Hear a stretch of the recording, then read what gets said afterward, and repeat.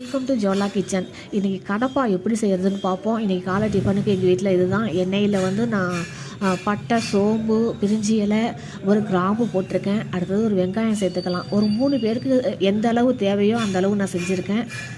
இது 3 பேருக்கு தேவையான அளவு தான் நான் செஞ்சுருக்கேன். அடுத்தது கருவேப்பிலை சேர்த்துக்கலாம். அடுத்தது நல்லா வதங்கிடுச்சு. அடுத்தது தக்காளி சேர்த்துக்கலாம். தக்காளி நல்லா வதங்கின பிறகு நான் இஞ்சி பூண்டு பேஸ்ட்டு சேர்த்துப்போம். அடுத்தது சின்ன உருளைக்கிழங்கு ஒன்று நீல வாக்கில் நறுக்கி வச்சுருக்கேன். ஒரு பாதி கேரட் நறுக்கி வச்சுருக்கேன், அதையும் சேர்த்துப்போம். அதையும் சேர்த்து இது நீல வாக்கில் நைஸாக நறுக்கிறதுனால சீக்கிரமே வெந்துடும், ரொம்ப டைம் எடுக்காது. தேவையான அளவு உப்பு, 1 டம்ளர் தண்ணி ஊற்றி இதை வேக விட்டுருவோம். அதன் பிறகு நம்ம பருப்பு வேக வச்சுப்போம். நான் 2 பேருக்கு இந்த அளவு பாசிப்பருப்பு எடுத்தால் போதும். கொஞ்சோண்டு மஞ்சத்தூள், 1 டம்ளர் தண்ணி ஊற்றி ஒரு பக்கம் வேகட்டும். இதில் அரைச்சி ஊற்றுற தேங்காவோடு என்னென்ன சேர்த்து அரைக்கணுங்கிறத பார்த்துருவோம். இது வேகட்டும். தேங்காவோட சோம்பு, காரத்துக்கு தகுந்தது போல் பச்சை மிளகா, காரம் வேணும்னா பச்சை மிளகா கூட்டிக்கலாம்.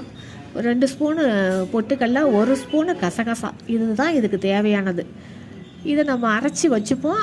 பருப்பு சேர்த்ததுக்கப்புறம் இதை சேர்த்துப்போம். சூப்பராக இருக்கும். அடுத்தது காய் வெந்துருச்சு. இது பருப்பை வந்து அந்த காயோடு சேர்த்துப்போம். சேர்த்து இது ஒரு கொதி வந்தோடனே தேங்காவையும் சேர்த்துக்கலாம்.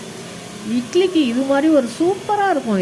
இது மாதிரி ஒரு கடப்பா செஞ்சு சாப்பிட்டிங்கன்னா செம்மையாக இருக்கும். இப்போ தேங்காவையும் சேர்த்தாச்சு. தேங்காய் பொட்டுக்கடலை சேர்த்ததுனால ஒரு திக்னஸ் கொடுக்கும். தண்ணியை தாராளமாக விட்டுக்கலாம். ஏன்னா இந்த இட்லிக்கு வந்து இதை மூழ்க வச்சு தான் சாப்பிடணும். இப்போ கொத்தமல்லி தழை தூவி அடுப்பை ஆஃப் பண்ணிப்போம், பரிமாறிப்போம். வாங்க, இட்லியிலே நல்லா மூழ்க வச்சு சாப்பிடணும். சூப்பராக இருக்கும் இது.